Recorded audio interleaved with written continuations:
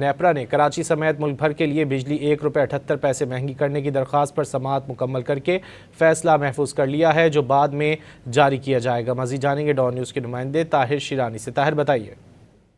جی، نیپرا میں ملک بھر کے لیے ماہانہ ایڈجسٹمنٹ میں بجلی مہنگی کرنے کی درخواست پر سماعت ہوئی۔ دوران سماعت بریفنگ میں بتایا گیا کہ سی پی پی اے نے جنوری کی ایڈجسٹمنٹ میں ₹1.78 فی یونٹ کا اضافہ مانگا ہے اور حکومتی گائیڈ لائنز کے مطابق اطلاق کے الیکٹرک صارفین پر بھی ہوگا۔ مارچ کے بلوں میں جو یہ ایڈجسٹمنٹ ہے اس پہ اطلاع کیا جائے گا۔ جنوری میں 8.76 کروڑ یونٹ بجلی فروخت کی گئی۔ ممبر نیپرا پنجاب آمنہ احمد نے دوران سماعت یہ پوچھا کہ بجلی کی قیمتیں بڑھ رہی ہیں، انہیں تو بہتری کی امید تھی مگر چیزیں الٹی طرف جا رہی ہیں۔ اس پر سی پی پی او حکام نے بتایا کہ پن بجلی سے کم پیداوار کھپت زیادہ رہنے سے قیمت میں اضافہ ہوا، جس پر ممبر نیپرا آمنہ احمد نے پوچھا کہ جنوری میں فرنس آئل والے پلانٹس کیوں چلائے گئے۔